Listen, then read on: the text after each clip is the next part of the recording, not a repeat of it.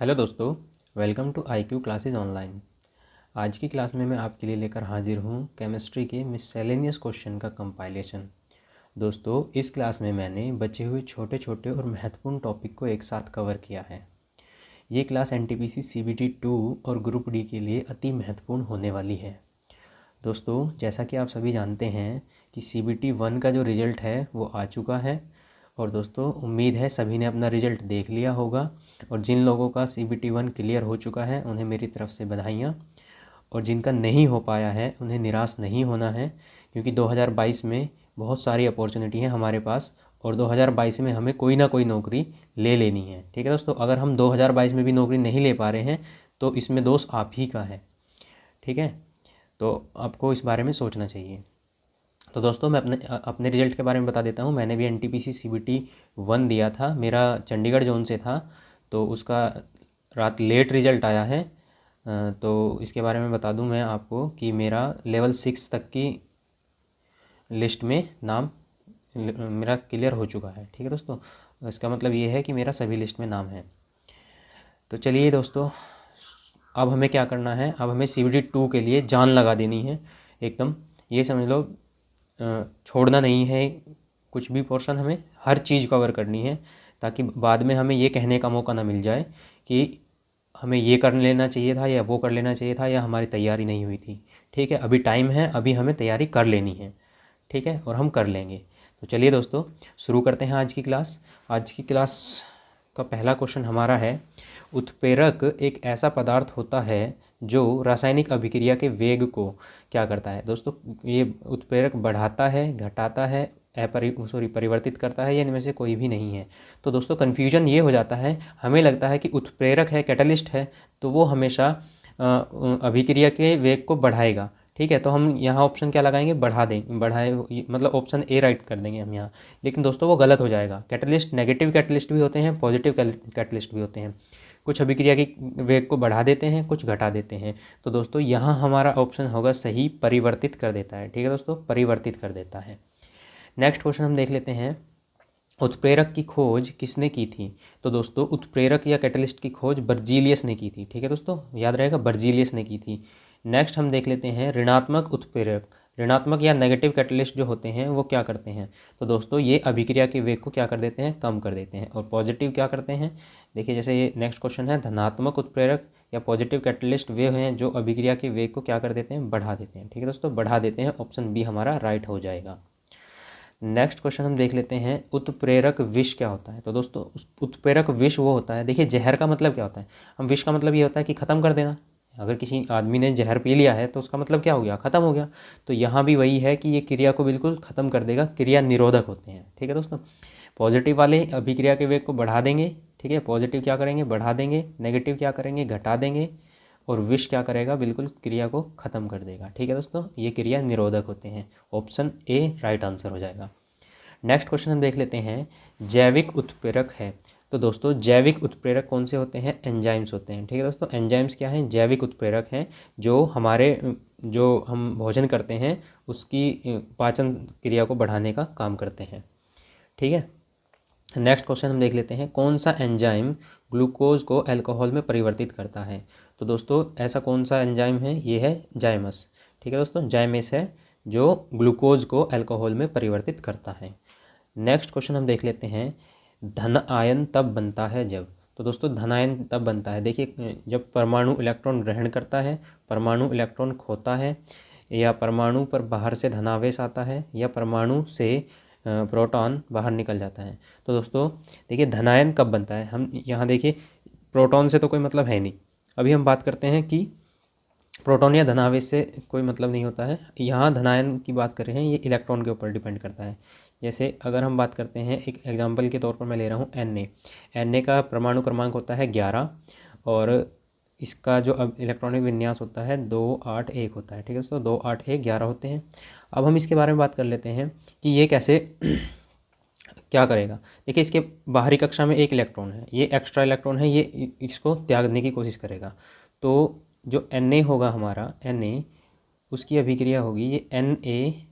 जब ये एक इलेक्ट्रॉन त्यागता है, जब कोई चीज़ अपने आप से नेगेटिव आवेश को ख़त्म कर रही है, तो वो हो कैसी जाएगी, पॉजिटिव हो जाएगी। ठीक है दोस्तों। तो Na के ऊपर पॉजिटिव चार्ज आ जाएगा और जो इलेक्ट्रॉन है वो निकल जाएगा, नेगेटिव चार्ज वाला इलेक्ट्रॉन निकल जाएगा, यानी कि धनायन, ये धनायन बन गया। ठीक है, तो धनायन कब बनेगा, जब इलेक्ट्रॉन को त्याग दिया। ठीक है, इसके विपरीत अगर हम बात करते हैं कि ऋणायन कब बनेगा, तो ऋणायन के बारे में हम देख लेते हैं। जैसे मैं यहाँ Cl ले लेता हूँ, क्लोरीन 17 है और इसके जो विन्यास है वो है कितना हमारा 2, 8, 7। ठीक है दोस्तों, तो इसके बाहरी कक्षा में कितने इलेक्ट्रॉन हैं, 7 इलेक्ट्रॉन हैं। तो इसे 1 इलेक्ट्रॉन की आवश्यकता है, ये अपने कोष को पूरा करने के लिए 1 इलेक्ट्रॉन चाहिए इसको। तो जब इसको 1 इलेक्ट्रॉन चाहिए तो ये क्या करेगा, ये Cl 1 इलेक्ट्रॉन ग्रहण कर लेगा। ठीक है दोस्तों, क्या कर लेगा, 1 इलेक्ट्रॉन ग्रहण कर लेगा। और जब कोई नेगेटिव चार्ज को अपने पास लाएगा या नेगेटिव चार्ज को ग्रहण करेगा तो वो कैसा हो जाएगा, नेगेटिव हो जाएगा। ठीक है दोस्तों, तो यहाँ नेगेटिव चार्ज आ जाएगा इस पर, याद रहेगा।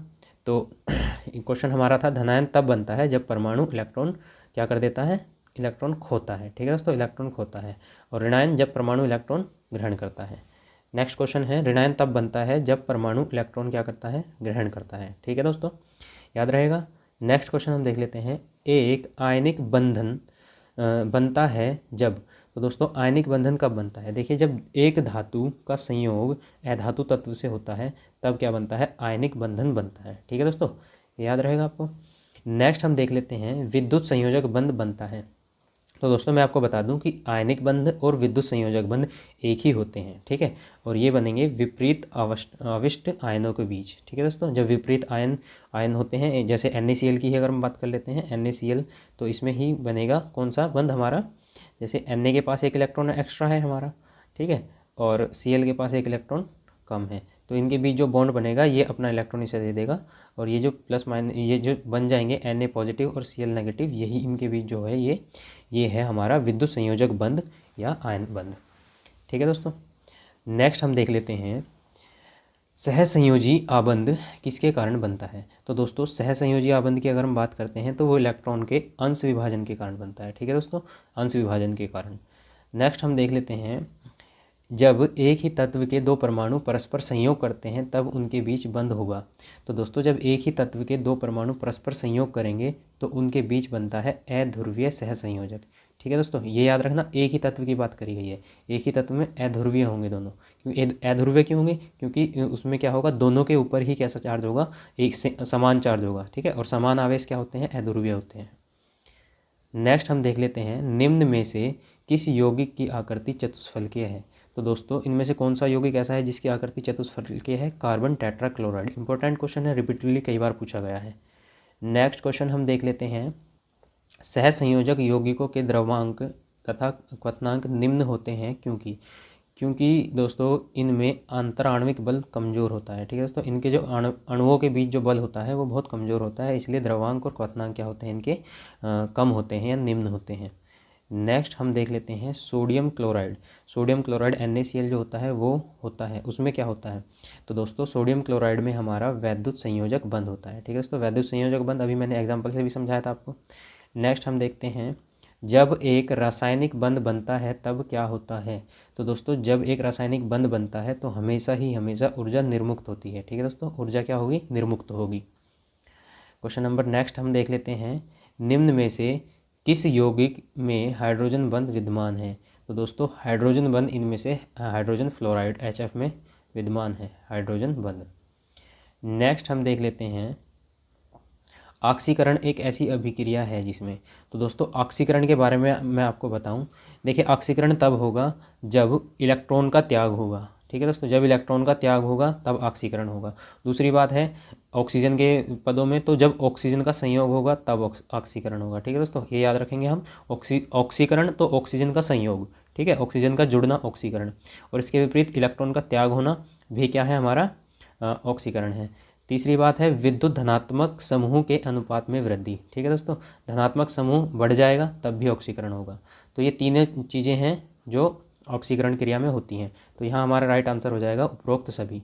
ठीक है, ऑक्सीकरण में इलेक्ट्रॉन का त्याग, ऑक्सीजन का संयोग और धनात्मक समूह में वृद्धि होती है। इसके विपरीत अगर अवकरण की बात करेंगे तो अवकरण में ये तीनों का अपोजिट हो जाएगा। ठीक है दोस्तों, अपोजिट कैसे हो जाएगा, नेक्स्ट क्वेश्चन हम देख लेते हैं। अवकरण एक ऐसी अभिक्रिया है जिसमें देखिए दोस्तों इलेक्ट्रॉन का त्याग होता है, या नहीं, इलेक्ट्रॉन का त्याग तो उसमें होता है, तो ये तो गलत हो जाएगा। ऑक्सीजन का संयोग होता है, ऑक्सीजन का संयोग भी ऑक्सीकरण में होता है, तो ये भी नहीं है। नेक्स्ट हम देख लेते हैं विद्युत ऋणात्मक समूह के अनुपात में वृद्धि होती है। दोस्तों यहाँ धनात्मक समूह के अनुपात में वृद्धि थी, तो यहाँ ऋणात्मक समूह के अनुपात में वृद्धि है, तो ये हमारा राइट आंसर है। अच्छा नेक्स्ट देख लेते हैं इलेक्ट्रॉन ग्रहण होता है। तो दोस्तों इलेक्ट्रॉन ग्रहण होता है तब भी अवकरण होगा। दोस्तों यहाँ डाटा में थोड़ा मिसमैच है, ये दोनों ही आंसर हमारे सही होंगे। ठीक है दोस्तों, अवकरण में ये होगा विद्युत ऋणात्मक समूह के अनुपात में वृद्धि हो जाएगी और इलेक्ट्रॉन ग्रहण होगा। ठीक है दोस्तों, दोनों ही सूरतों में क्या होगा, अवकरण अभिक्रिया होगी। नेक्स्ट हम देख लेते हैं इलेक्ट्रॉन त्यागने की प्रवृत्ति को क्या कहते हैं। ठीक है दोस्तों, इलेक्ट्रॉन त्यागने की प्रवृत्ति को ऑक्सीकरण कहते हैं। नेक्स्ट हम देखते हैं इलेक्ट्रॉन ग्रहण करने की प्रवृत्ति को अवकरण कहते हैं। नेक्स्ट क्वेश्चन है हमारा विद्युत धनात्मक तत्वों के संयोग करने की क्रिया को कहते हैं। तो दोस्तों विद्युत धनात्मक तत्वों के जो संयोग हैं, जब धनात्मक तत्व का संयोग होगा तो क्या होगा, तो होगा ऑक्सीकरण। ठीक है दोस्तों, और जब ऋणात्मक का होगा तो क्या होगा, ये होगा अवकरण। ठीक है, ये सारे मैंने अलग अलग क्वेश्चन में भी आपको करा दिए हैं। नेक्स्ट हम देख लेते हैं लोहे पर जंग लगना, मोस्ट इंपॉर्टेंट क्वेश्चन है, लोहे पर जंग लगना किसका उदाहरण है। ठीक है, तो ये है ऑक्सीकरण का। नेक्स्ट हम देख लेते हैं क्वेश्चन नंबर 26 हमारा है निम्नलिखित में से परबल ऑक्सीकारक एजेंट क्या है। तो दोस्तों परबल ऑक्सीकारक एजेंट कौन सा है, इनमें से फ्लोरीन है। ठीक है, ऑप्शन सी राइट हो जाएगा, फ्लोरीन एफ। नेक्स्ट हम देख लेते हैं क्वेश्चन नंबर 27 निश्चित ताप पर किसी गैस के लिए द्रव्यमान का दाब उसके आयतन के प्रतिलोमानुपाती होता है, यह नियम किसका है। तो दोस्तों अगर निश्चित ताप की बात करी गई है तो आप याद रखना कि बॉयल का नियम होता है। ठीक है, बॉयल का नियम पर निश्चित ताप होता है। नेक्स्ट हम बात करते हैं दिए हुए ताप पर गैस की एक निश्चित मात्रा के लिए दाब का मान नियत रहता है, यह कौन सा नियम है। तो दोस्तों दिया हुआ ताप है तो इसमें ये भी क्या है, वही बॉयल का नियम दूसरे शब्दों में लिखा गया है। ठीक है, तो बॉयल का नियम ही होगा। नेक्स्ट देख लेते हैं स्थिर ताप पर किसी गैस का आयतन कम करने पर उसका दाब क्या होता है। तो दोस्तों जब हम आयतन कम करते हैं तो उसके दाब पर क्या प्रभाव पड़ता है, ये दोस्तों घट जाता है, सॉरी बढ़ जाता है। 29 का हो जाएगा हमारा बी आंसर। ठीक है दोस्तों, नेक्स्ट हम देख लेते हैं समान दाब और ताप पर गैसों के समान आयतनों में अणुओं की समान संख्या होती है, यह संख्या है। तो दोस्तों यह नियम है, किसका है, यह नियम है दोस्तों एवोगाड्रो की अभिकल्पना है। ठीक है दोस्तों, एवोगाड्रो की। नेक्स्ट हम देख लेते हैं गैसों के विसरण का नियम किसने प्रतिपादित किया था। तो दोस्तों इंपॉर्टेंट क्वेश्चन है, गैसों के विसरण का नियम ग्राहम ने प्रतिपादित किया था। नेक्स्ट हम देखते हैं एक गैस विसरण की दर क्या होती है। तो दोस्तों एक गैस विसरण की दर उसके अणुभार के वर्गमूल के व्युत्क्रमानुपाती होती है। ठीक है दोस्तों, अणुभार के वर्गमूल के व्युत्क्रमानुपाती। नेक्स्ट हम देख लेते हैं नेक्स्ट क्वेश्चन हमारा है यदि किसी कमरे के एक कोने में इत्र की खुली शीशी को रख देने पर खुशबू पूरे कमरे के भागों में फैल जाती है, यह किसका कारण होता है। तो इसका कारण क्या होता है दोस्तों, इसका कारण होता है हमारा विसरण। ठीक है, नेक्स्ट हम देख लेते हैं वे पदार्थ जो जलकर उष्मा प्रदान करते हैं क्या कहलाते हैं। तो दोस्तों जो पदार्थ जलकर उष्मा प्रदान करते हैं वे कहलाते हैं ईंधन। क्या कहलाते हैं, ईंधन। नेक्स्ट हम बात कर लेते हैं लाल तप्त कोक पर जलवाष्प प्रवाहित करने से कार्बन मोनोऑक्साइड एवं हाइड्रोजन गैसों का मिश्रण होता है, जिसे कहते हैं। तो दोस्तों इसे क्या कहते हैं, हम जल गैस कहते हैं। ठीक है दोस्तों, जल गैस। नेक्स्ट हम देख लेते हैं निम्नलिखित में से कौन सा मिश्रण कोल गैस कहलाता है। तो दोस्तों इनमें से कोल गैस कौन सा है, H2CH4 और CO। ठीक है दोस्तों, हाइड्रोजन और ये CH4 मीथेन और ये क्या है हमारा कार्बन मोनोऑक्साइड। ठीक है, तो याद रहेगा। नेक्स्ट क्वेश्चन हम देख लेते हैं कि प्राकृतिक गैस में मुख्यतः रहता है।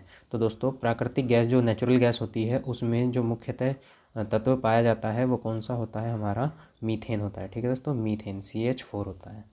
नेक्स्ट हम बात कर लेते हैं सुरक्षा की दृष्टि से खाना पकाने वाली LPG गैस सिलेंडर में क्या भरकर गंधयुक्त बनाया जाता है। तो दोस्तों जो LPG होती है उसमें गंध के लिए जो गंध आती है उसके लिए मरकैप्टन मिलाया जाता है। ठीक है दोस्तों, इथाइल मरकैप्टन होता है। नेक्स्ट हम देख लेते हैं गोबर गैस में मुख्यतः होता है। तो दोस्तों गोबर गैस की अगर हम बात करते हैं तो गोबर गैस में क्या पाया जाता है, मीथेन। ठीक है दोस्तों, CH4 ही होता है इसमें भी, गोबर गैस में। नेक्स्ट हम बात करते हैं एलपीजी में मुख्यतः कौन सी गैस पाई जाती है। तो दोस्तों एलपीजी में मुख्यतः ब्यूटेन गैस पाई जाती है। ठीक है दोस्तों, ब्यूटेन। नेक्स्ट हम देख लेते हैं जल गैस किसका संयोजन है। तो दोस्तों जल गैस की अगर हम बात करते हैं तो जल गैस हमारा ये है CO और H2 का। ठीक है दोस्तों, CO और H2, कार्बन मोनोऑक्साइड और हाइड्रोजन का। नेक्स्ट हम बात कर लेते हैं एलपीजी का पूरा नाम क्या है। तो दोस्तों एलपीजी का पूरा नाम जो है वो लिक्विफाइड पेट्रोलियम गैस है। ठीक है दोस्तों, यहाँ कन्फ्यूजन हो जाता है लिक्विड पेट्रोलियम गैस में। तो दोस्तों लिक्विड पेट्रोलियम गैस नहीं है, लिक्विफाइड होना चाहिए। ठीक है, लिक्विफाइड गलत सही होगा, लिक्विड गलत होगा।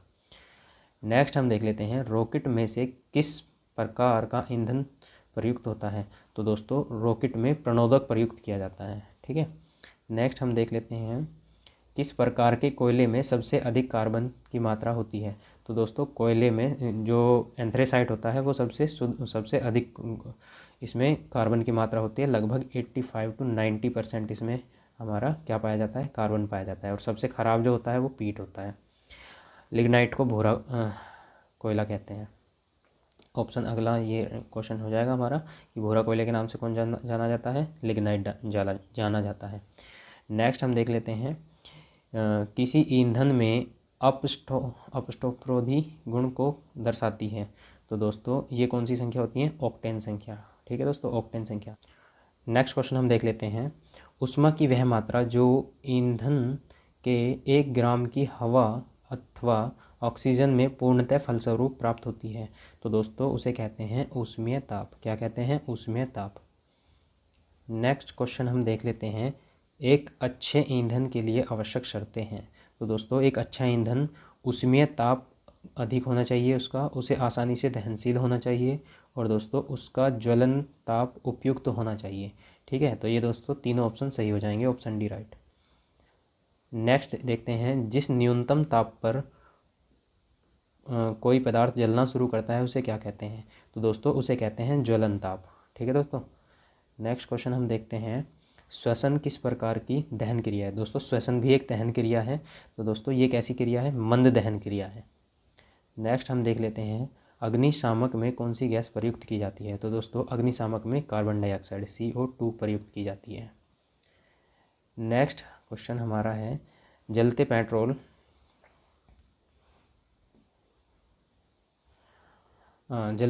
को पानी नहीं बुझा पाता क्योंकि। तो दोस्तों क्योंकि पानी का घनत्व जो होता है वो पेट्रोल की अपेक्षा ज़्यादा होता है, तो पेट्रोल पानी के ऊपर तैरने लगता है और जलने लगता है। ठीक है दोस्तों, तो ये आ जाएगा इसमें अपने सापेक्ष घनत्व कम होने के कारण पेट्रोल पानी में तैरता है। ठीक है, ऑप्शन सी राइट आंसर हो जाएगा। नेक्स्ट हम देख लेते हैं निम्न में से कौन ईंधन तत्व नहीं है। तो दोस्तों यूरेनियम ईंधन तत्व है, थोरियम भी है और रेडियम भी है। यहाँ हीलियम हमारा जो है वो ईंधन तत्व नहीं है, जबकि हाइड्रोजन तो है, क्योंकि सूर्य की जो ऊर्जा होती है वो उसका क्या कारण होता है, हाइड्रोजन का हीलियम में कन्वर्जन। ठीक है, नाभिकीय संलयन। तो हाइड्रोजन एक ईंधन के रूप में प्रयुक्त किया जा सकता है। नेक्स्ट हम बात करते हैं निम्न में से कौन सा जीवाश्म ईंधन नहीं है। तो दोस्तों इनमें से जो हम बात करते हैं कोयला ईंधन है, पेट्रोलियम ईंधन है और जल गैस भी ईंधन है। तो नाइट्रोजन इनमें से क्या नहीं है, हमारा ईंधन नहीं है। नेक्स्ट और लास्ट क्वेश्चन हमारा है निम्नलिखित जीवाश्म ईंधनों में कौन स्वच्छतम ईंधन है। तो स्वच्छतम ईंधन कौन सा होता है, प्राकृतिक गैस होती है। ठीक है दोस्तों, नेचुरल गैस। ठीक है, और जो गाड़ियों में गैस भरी जाती है वो CNG होती है, कंप्रेस्ड नेचुरल गैस। ठीक है दोस्तों, तो चलिए आज की क्लास यहीं रखते हैं। तो आज की क्लास कैसी लगी आपको कमेंट सेक्शन में ज़रूर बताइए। वीडियो को लाइक करिए और चैनल को सब्सक्राइब करिए। थैंक यू दोस्तों।